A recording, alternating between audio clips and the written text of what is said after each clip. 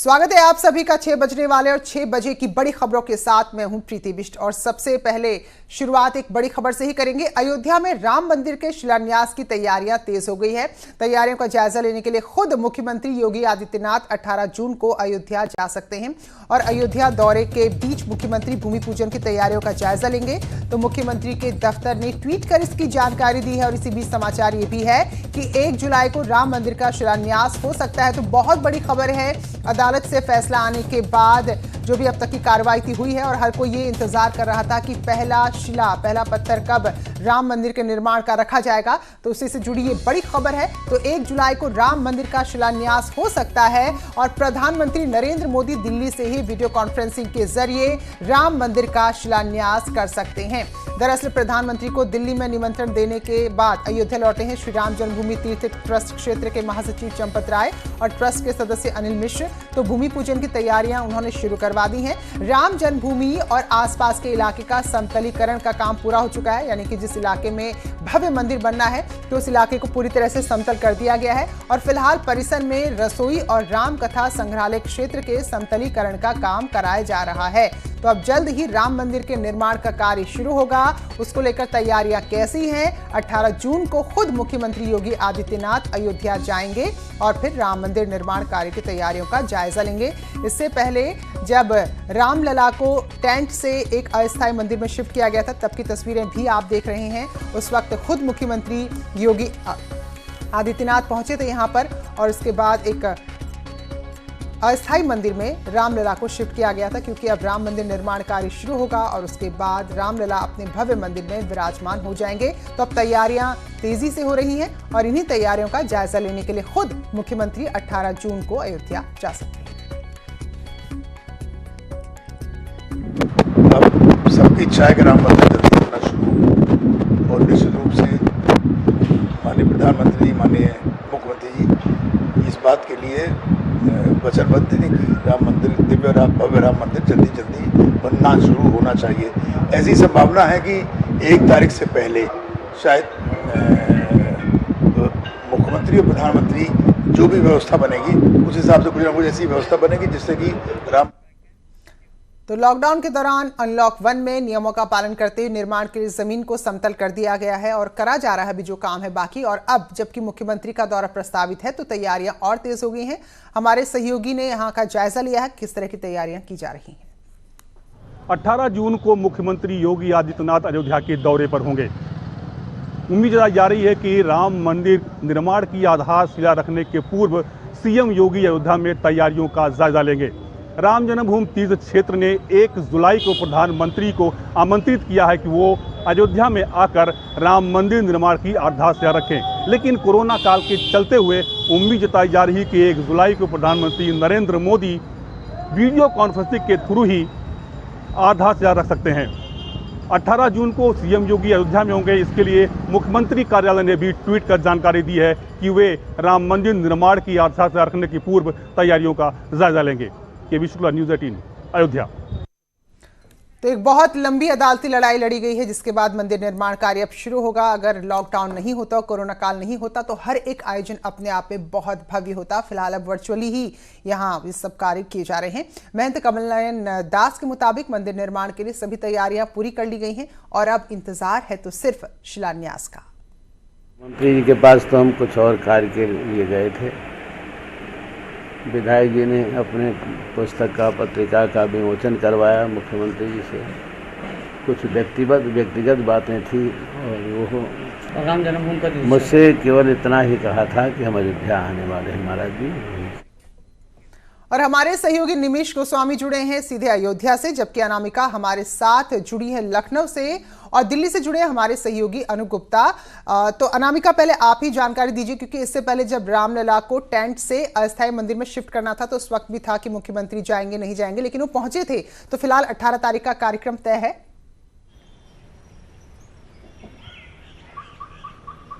और देखिए प्रीति, जिस तरीके से लोगों को लंबे समय से इंतजार था कि कब राम मंदिर का जो भव्य निर्माण है वो शुरू हो जाए, लेकिन आप ये भी देखिए कि कोरोना काल में भी पत्थरों को तराशने का काम चलता रहा, इसके अलावा जो संतलीकरण का काम है वो चलता रहा। लेकिन लोगों को ये जो उम्मीद थी कि पीएम मोदी अयोध्या आएंगे, वो कम से कम कार्यक्रम कोरोना काल की वजह से फीका होता दिखाई दिया। लेकिन इस बीच चूंकि भूमि पूजन होना है, तो मुख्यमंत्री योगी आदित्यनाथ वहां पर जाकर के जो राम जन्मभूमि का जो एरिया है जिसका संतलीकरण किया गया है वो उसका निरीक्षण करेंगे और ये देखेंगे कि कितना काम पूरा हुआ है, कितना काम बचा हुआ है, भूमि पूजन किया जा सकता है या नहीं किया जा सकता है, किस कदर काम अधूरा है वहां पर। क्योंकि जब पीएम मोदी इनॉग्रेशन करेंगे, शिलान्यास करेंगे वीडियो कॉन्फ्रेंसिंग के जरिए, तो ये एक बहुत बड़ा काम होगा, एक बहुत बड़ा कार्यक्रम होगा। तो इसको देखते हुए सीएम योगी पहले जा करके वहां पे सुनिश्चित करना चाहते हैं कि फिलहाल वहां पर माहौल कैसा है, मौसम कैसा है और तैयारी किस तरीके की है। तो इसको देखते हुए 18 तारीख की जानकारी दी गई है, सीएम ऑफिस की ओर से ट्वीट करके ये कहा गया कि मुख्यमंत्री योगी आदित्यनाथ जो 18 जून को जाकर के वहां पे तैयारियों का जायजा लेंगे। निमिष, अगर ये आम दिन होते, अगर कोरोना की वजह से लॉकडाउन नहीं होता तो ये आयोजन इतना भव्य होता कि पूरा विश्व इसे देखता। लेकिन अब कुछ यहाँ पर नियम है, कायदे हैं, उनको मानना होगा। फिर भी ये एक अपने आप में दिन बहुत बड़ा होगा, उसको लेकर तैयारियां कैसी हैं? देखिए, आज ही क्लियर हुआ है कि मुख्यमंत्री का अयोध्या दौरा है और ऐसे में प्रधानमंत्री के शिलान्यास को लेकर मुख्यमंत्री कोई चूक नहीं चाहते। राम मंदिर एक बहुत बड़ी आस्था का केंद्र है, काफी बड़ी जनसंख्या हिंदू जनमानस की है जो बहुत दिनों से चाहती है, बड़े दिनों से विवाद में रहा मंदिर। ऐसे में अब मुख्यमंत्री ये चाहते हैं कि प्रधानमंत्री जब इसका शिलान्यास करें तो किसी भी तरीके की कोई कटारी अधूरी न रहे, उसके लिए स्वयं वो निरीक्षण करेंगे। इसको लेकर संतों में भी उल्लास है, संत समाज भी प्रफुल्लित है। देखिए, बहुत लंबे समय से राम मंदिर का मामला उलझा रहा। 25 मार्च को स्वयं रामलला को अस्थायी मंदिर में शिफ्ट करने के दौरान भी सीएम यहाँ अयोध्या मौजूद थे, जबकि उस समय भी कोरोना काल की शुरुआत हुई थी। हालांकि देश के जो हालात हैं वो बहुत बेहतर नहीं है, इसलिए माना जा रहा है कि प्रधानमंत्री दिल्ली से ही राम मंदिर का शिलान्यास करेंगे, ऑनलाइन या वीडियो कॉन्फ्रेंसिंग के जरिए किसी तरीके होगा। लेकिन उस दरमियान उनके प्रतिनिधि के तौर पर यहाँ पर मुख्यमंत्री मौजूद रहेंगे और राम मंदिर से जुड़े हुए तमाम अहम जो जितने भी अब तक कार्य हुए हैं उसमें मुख्यमंत्री ने बढ़ चढ़ कर हिस्सा लिया है। मुख्यमंत्री की प्राथमिकता में अयोध्या है। अयोध्या के विकास की बात की जाए, अयोध्या में जितनी तरीके की जो भी विकास के कार्य चल रहे हैं सब मुख्यमंत्री की देन है। रामपेड़ी देख लीजिए, राम जन्मभूमि का जो मामला चल रहा है उसमें भी मुख्यमंत्री की प्राथमिकता में रहता है। तो ऐसे में कहीं ना कहीं मुख्यमंत्री की प्राथमिकता का ये काम है, मामला है और इसको लेकर प्रशासन के साथ साथ शासन स्तर पर भी सब तैयारियां पूरी कर लेंगे। और 18 तारीख तक जब मुख्यमंत्री यहां आएंगे, हालांकि राम जन्मभूमि परिसर की अगर बात की जाए तो परिसर में समतलीकरण का कार्य चल रहा है। L&T कंपनी परिसर में डेरा डाले हुए है। मंदिर निर्माण के लिए जो स्ट्रक्चर जो भूमि में जमीन में जो बेस बनाना है उसका काम वो करेगी। ऐसे में प्रधानमंत्री के आने से पहले सब तमाम जो कार्य है वो कैसे पूरे हो जाए, स्वयं प्रधानमंत्री यहाँ आते हैं कि वही वीडियो कॉन्फ्रेंसिंग के जरिए होता है, कुछ इस तरीके की चीजें ये अभी साफ नहीं है। लेकिन फिलहाल अयोध्या में उत्साह है राम मंदिर को लेकर, शिलान्यास को लेकर और संतों के समाज के साथ खुद मुख्यमंत्री ये चाहते हैं कि जल्द से जल्द अयोध्या में शिलान्यास हो। अयोध्या के संतों की ये मांग रही कि प्रधानमंत्री स्वयं अयोध्या आए, लेकिन अगर प्रधानमंत्री इस कोरोना काल में, इस महामारी में नहीं आ सकते तो अगर वीडियो कॉन्फ्रेंसिंग भी करते हैं तो उसके लेकर भी संत समाज खुशी है, प्रसन्न है और ये मान रहा है कि जो ऑनलाइन अगर करते हैं तो वो भी एक सराहनीय पहल होगी और राम मंदिर निर्माण शुरू हो जाएगा। जी बिल्कुल अनामिका, ये तो तय है क्योंकि खुद मुख्यमंत्री ऑफिस से जो ट्वीट किया है कि 18 तारीख को जाएंगे, जायजा लेंगे। तो क्या कुछ ऐसी भी खबरें आ रही हैं क्या कि जब शिलान्यास वर्चुअली दिल्ली से हो रहा होगा प्रधानमंत्री के हाथों, तो मुख्यमंत्री का कहीं उपस्थित रहने का ऐसा कोई कार्यक्रम है क्या?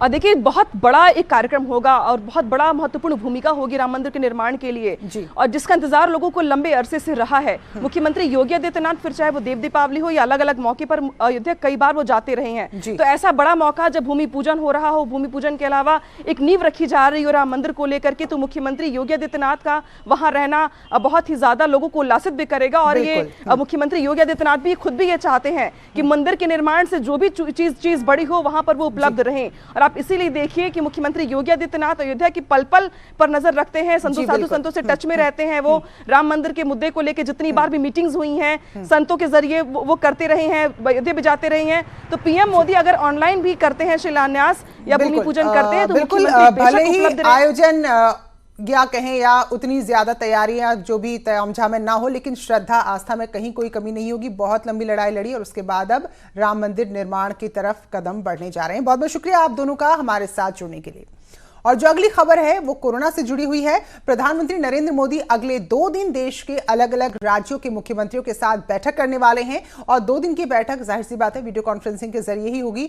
तो इस बैठक में पीएम मोदी राज्य सरकारों से कोरोना संकट पर रिपोर्ट मांग सकते हैं, किस राज्य की कैसी हालत है, कहां लॉकडाउन या अनलॉक 1 को लेकर स्थितियां सुधर रही हैं या बिगड़ रही हैं, और जो कोरोना से ज्यादा प्रभावित राज्य हैं जैसे दिल्ली, महाराष्ट्र, तमिलनाडु और गुजरात, यहाँ के लिए अलग से योजनाएं लॉन्च की जा सकती है, यानी कि इनको अतिरिक्त हो सकता है कुछ मदद दे दी जाए।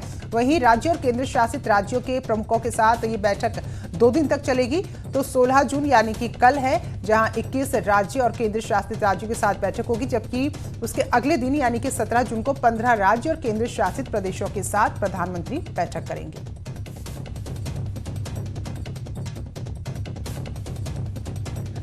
अनूप गुप्ता हमारे सहयोगी दिल्ली से हमारे साथ जुड़े हैं। तो अनूप, ये हम सब जान रहे हैं कि रिकॉर्ड तोड़ रहे हैं आंकड़े, तो ऐसे हालात में प्रधानमंत्री की बैठक से क्या क्या उम्मीदें हैं, क्या क्या इस पर चर्चा के विषय रहेंगे? ठीक है, बिल्कुल आप सही कह रही हैं। जिस तरीके से कुछ राज्य या यूं कहें कुछ शहरों में जिस तरीके से लगातार कोरोना मरीजों की संख्या में बढ़ोतरी हो रही है, केंद्र सरकार लगातार चिंतित है। अनलॉक 1 चल रहा है। केंद्र सरकार ये चाहती थी कि धीरे धीरे जिस तरह से लॉकडाउन किया गया, अब धीरे धीरे जीवन को सामान्य किया जाए, जीवन को पटरी में लाया जाए। इस बीच जिस तरीके से चाहे वो महाराष्ट्र की बात करें, दिल्ली की बात करें, तमिलनाडु या फिर अहमदाबाद की बात करें, जिस तरीके से लगातार वहां कोरोना पेशेंट बढ़ रहे हैं, उसको लेकर के एक अलार्मिंग सिचुएशन जरूर है केंद्र सरकार के लिए कि आगे क्या करनी चाहिए, क्या करना चाहिए, किस तरह की रणनीति होनी चाहिए। कल से 2 दिनों की मैराथन बैठक होगी। ये पहली मर्तबा है जब प्रधानमंत्री नरेंद्र मोदी एक मैराथन बैठक मुख्यमंत्रियों के साथ करेंगे 2 दिनों तक। इसमें मुख्य बात ये बता दूं कि परसों का दिन जो है वो काफी अहम कहा जा सकता है, क्योंकि उस दिन महाराष्ट्र के मुख्यमंत्री भी होंगे, दिल्ली के मुख्यमंत्री भी होंगे, तमिलनाडु के मुख्यमंत्री भी होंगे, गुजरात के मुख्यमंत्री, यानी कि जहां सबसे ज्यादा मामले हैं वहां के मुख्यमंत्री परसों होंगे। और उसके बाद ये चर्चा में जरूर लाया जाएगा कि मुख्यमंत्री, वहां के मुख्यमंत्री क्या चाहते हैं आगे इस महामारी के रोकथाम को लेकर के। केंद्र सरकार, केंद्र और राज्य सरकारों के बीच में किस तरह से बेहतर तालमेल हो और आगे किस तरीके से अनलॉक को बढ़ाया जाए, इस पर लेकर चर्चा की जाएगी। चलिए, बहुत बहुत धन्यवाद अनूप आपका जानकारी के लिए। तो जिन राज्यों में स्थिति अभी थोड़ा ज्यादा गंभीर है, तो हो सकता है कि उनको कुछ अतिरिक्त मदद भी इस बैठक के बाद दी जाए। तो 2 दिन की बैठक है, 16 तारीख और 17 तारीख, जिसमें देश के जो सभी राज्यों के मुख्यमंत्री हैं उनसे बातचीत करेंगे वीडियो कॉन्फ्रेंसिंग के जरिए प्रधानमंत्री।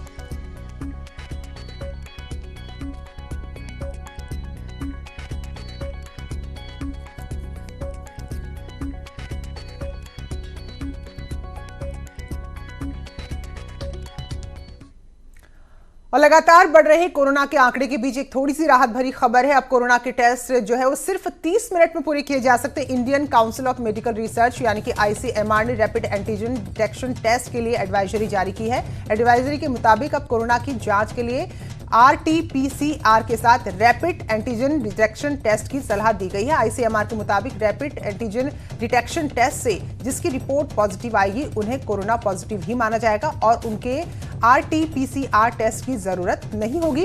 रैपिड एंटीजन डिटेक्शन टेस्ट की रिपोर्ट सिर्फ 30 मिनट के अंदर आपको मिल जाएगी। ICMR की एडवाइजरी किस तरह कोरोना संकट से निपटने में कारगर होगी, ये जानने के लिए हमारे संवाददाता ने फिजिशियन डॉक्टर मोहसिन वली से बातचीत की है। टेस्ट जो है, जो किट वाला टेस्ट है, वो बहुत सिंपल टेस्ट है। RT-PCR में हम RNA डिटेक्ट करते हैं, फिर RNA को DNA में कन्वर्ट करते हैं, उसमें बहुत देर लगती है, बहुत टीडियस प्रोसेस है। इसके लिए हमको महंगी मशीनें चाहिए, लैब्स में मैन पावर चाहिए, बहुत ज़्यादा समय चाहिए, बहुत ज़्यादा डेडिकेशन चाहिए, बहुत ज़्यादा आइसोलेशन चाहिए, और एक एक मरीज का ब्लड सैंपल जो कलेक्ट करने जाता है आदमी, उसके लिए PPE किट चाहिए, उसके लिए समय चाहिए। जो ICMR ने जिसलिए गाइडलाइन जारी की है उसका कारण ये है कि अगर आपका पॉजिटिव आ गया है तो आप क्वारंटीन करिए, ट्रीटमेंट की जरूरत है तो ट्रीटमेंट लीजिए, हॉस्पिटल में जाना है तो हॉस्पिटल जाइए, घर पे रहना है तो क्वारंटीन के नियमों के साथ रहिए, इलाज लेना है तो डॉक्टर की मदद से इलाज लीजिए। तो ये आपका ट्रायल हो गया एक तरह से। तो रैपिड किट जो ICMR ने अलाउ की है वो इसलिए अलाउ की है कि RT-PCR टेस्ट महंगा है, किट टेस्ट सस्ता है। नंबर 2 ये कि RT-PCR में जो फॉल्स पॉजिटिव हैं इसमें कम है। तीसरा, तुरंत रिजल्ट मिल जाता है 20 से 40 मिनट के अंदर। चौथा, ये सबसे बड़ी बात जो बताता है कि बड़ी संख्या में जब ये टेस्ट किया जाता है तो इससे ये पता चल जाता है कि हमारे अंदर, समाज के अंदर, कम्युनिटी के अंदर इम्यूनिटी पैदा हो गई है। और जब ये टेस्ट से नंबर बढ़ेगा तो जो नेट डेथ रेट है वो कम हो जाएगी। इसलिए नंबर अगर बढ़े तो उससे नहीं परेशान होना चाहिए। और खबर लखनऊ से, जहां मुख्यमंत्री योगी आदित्यनाथ ने एक बार फिर से भ्रष्टाचार के खिलाफ बेहद सख्त रुख अपना लिया है। मुख्यमंत्री ने पशुधन विभाग में फर्जी टेंडर के मामले में सख्त कार्रवाई के निर्देश दिए हैं। एसटीएफ ने अब तक फर्जी टेंडर मामले में 7 आरोपियों को गिरफ्तार किया है। जल्द ही कुछ और आरोपी भी गिरफ्त में आ सकते हैं। ये पूरा मामला 9 करोड़ 72 लाख रुपए के फर्जी टेंडर से जुड़ा हुआ है, जो पशुधन राज्य मंत्री के दफ्तर से जारी किया गया है। इस घोटाले में पशुधन राज्य मंत्री के प्रधान निजी सचिव रजनीश दीक्षित और निजी सचिव धीरज कुमार देव समेत 7 लोग गिरफ्तार किए जा चुके हैं। ठेका दिलाने के नाम पर की गई धोखाधड़ी पर कुछ लोगों के द्वारा ट्वीट करके ये दर्शाने का काम किया गया है कि जो भारतीय जनता पार्टी की सरकार की जीरो टॉलरेंस की नीति है भ्रष्टाचार की, उस पर आरोप लगाने का काम कुछ लोग कर रहे हैं। पिछली सरकारों में भ्रष्टाचार शिष्टाचार का एक अंग बन गया था, भ्रष्टाचार ही शिष्टाचार बन गया था और लोग खुलेआम जिस प्रकार से धोखाधड़ी और भ्रष्टाचार कर रहे थे, उसको छुपाने के लिए तो फर्जी टेंडर का ये मामला है, लगभग 9.5 करोड़ के भ्रष्टाचार का मामला है, जिसमें बहुत बड़ी कार्रवाई मुख्यमंत्री ने की है। 7 लोग गिरफ्तार हो चुके, तो फर्जी टेंडर इसमें लिए गए थे और अब तक 7 लोगों की गिरफ्तारी हुई है और पूरा मामला 9 करोड़ 72 लाख रुपए से जुड़ा हुआ है। इसमें हैरानी की बात यह है कि पशुधन राज्य मंत्री के दफ्तर से जो टेंडर जारी हुआ है, इसमें घोटाला करने में पशुधन राज्य मंत्री के प्रधान निजी सचिव और निजी सचिव शामिल हैं। ऋषभ मणि हमारे सहयोगी जुड़ चुके हैं। तो ऋषभ, एक और घोटाला और उस घोटाले पर कड़ा एक्शन सीएम का। जी प्रीति, देखिए मुख्यमंत्री ने इस पूरे मामले का संज्ञान लिया था, जिसके बाद ताकीद दी गई थी कि कोई भी शामिल होता है अगर किसी भी तरह के फर्जीवाड़े घोटाले में तो उसके खिलाफ सख्त से सख्त कार्रवाई की जाए। तो पशुधन विभाग के राज्य मंत्री थे, उनके प्रधान निजी सचिव और उनके कार्यालय के एक व्यक्ति को गिरफ्तार करके जेल भेजा जा चुका है। तमाम और गिरफ्तारियों का सिलसिला भी अभी चल रहा है। एसटीएफ को पूरे मामले की जांच दी गई है। एसटीएफ ने एक मुकदमा हजरतगंज कोतवाली में धोखाधड़ी की गंभीर धाराओं में दर्ज करा रखा है। अभी हमें जो जानकारी मिल रही है उसके मुताबिक सीएम ने साफ साफ कह दिया है कि इसमें और भी कोई शामिल होता है तो उसको गिरफ्तार करके जेल भेजा जाए, जिसके बाद एसटीएफ ने इस मामले की विवेचना को आगे बढ़ाते हुए ये तय कर लिया है कि जो 2-3 और आरोपी हैं जिनके खिलाफ कुछ इनपुट मिल रहे थे, माना जा रहा है आगे उनकी भी गिरफ्तारी की जा सकती है। विवेचना फिलहाल हजरतगंज कोतवाली के पास है और आज भी जो इस मामले के इन्वेस्टिगेटिंग ऑफिसर थे, एसटीएफ के साथ उनका डिस्कशन हुआ। ये तय किया गया था इसकी इन्वेस्टिगेशन में कैसे आगे बढ़ाया जाएगा और जिन लोगों के खिलाफ इस पूरे फर्जीवाड़े में शामिल होने के कुछ और सबूत मिले हैं, उनको कब और कैसे गिरफ्तार करना या उनसे कैसे पूछताछ करनी है। एसटीएफ ने तमाम सबूत जुटा रखे इस मामले में पहले से, जिसके बाद ही इन आरोपियों की गिरफ्तारी हुई। प्रीति, चलिए बहुत बहुत धन्यवाद ऋषभ आपका जानकारी। खबर अमरोहा से है, जहां सिंचाई विभाग में एग्जीक्यूटिव इंजीनियर पद पर तैनात एक शख्स पर गंभीर आरोप लगे हैं। पत्नी ने आरोप लगाए हैं प्रताड़ना के और जिलाधिकारी से इस मामले की शिकायत की है। महिला की माने तो उनका इंजीनियर पति लगातार प्रताड़ित कर रहा था और इसकी शिकायत अब जिलाधिकारी से की गई है। अगली खबर मुरादाबाद से, जहां 2 बच्चों की दम घुटने से मौत हो गई और खेल में बड़ा ही दर्दनाक हादसा ये हो गया। ये बच्चे खेल रहे थे कि कार में लॉक हो गए। इस दौरान इन बच्चों को ढूंढने की कोशिश की गई, लेकिन तब तक 2 बच्चों की जान चली गई थी और 2 की हालत गंभीर बनी हुई है। तो ये बहुत ही दर्दनाक हादसा मुरादाबाद में, और अमूमन ऐसे हादसे आए हैं तो इसलिए हम ये अपील भी करते हैं आपसे कि ना तो बच्चों को अपनी गाड़ी की चाबियां दें, ना ही गाड़ी को इस तरह से खुला छोड़ें, क्योंकि इससे पहले भी इस तरह के हादसे हुए हैं जब गाड़ी के अंदर बंद होने के चलते मासूमों ने अपनी जान गंवाई है। थोड़ा सा सतर्क और सावधान रहें। आपकी छोटी सी चूक एक बहुत बड़ा जिंदगी भर का जख्म आपको दे जाए।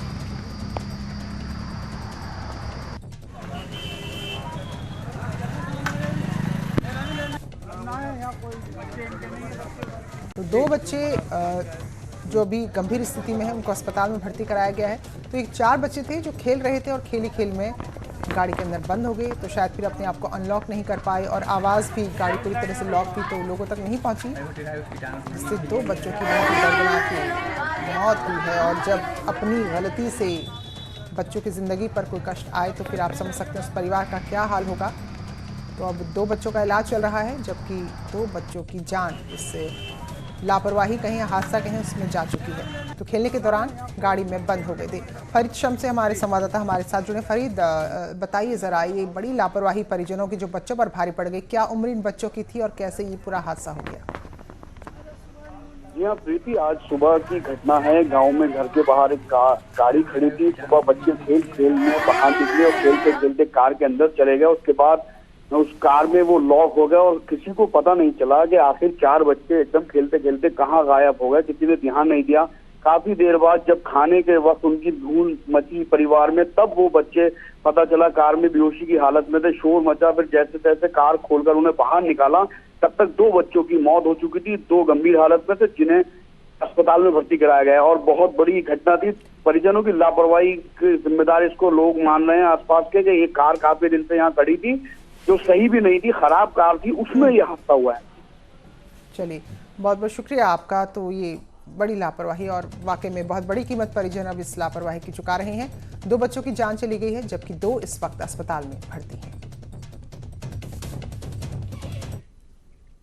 बाराबंकी जिले में देर रात दरिंदों का खूनी तांडव देखने को मिला। यहां गांव में एक महिला और उनकी 2 बेटियों पर जानलेवा हमला किया, जिससे महिला और एक बेटी की जान चली गई है, जबकि दूसरी की हालत गंभीर है, जो इस वक्त अस्पताल में भर्ती है। सूचना पर आईजी और जिले के एसपी समेत कई अधिकारी मौके पर पहुंचे और अब पूरे मामले की पड़ताल चल रही है।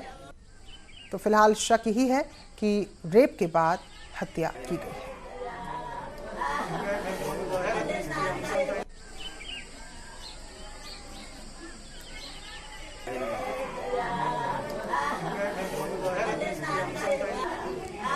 बाराबंकी में ये दर्दनाक घटना सामने आई, जहां एक मां उनकी 2 बेटियों पर हमला हुआ, जिसमें मां और एक बच्ची की जान चली गई, जबकि दूसरी बेटी बहुत ही गंभीर स्थिति में इस वक्त अस्पताल में है।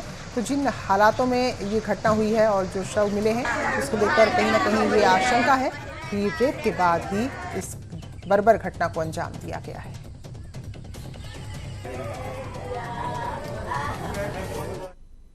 तो इस बुलेटिन में इतना ही, आगे भी खबरें जारी हैं।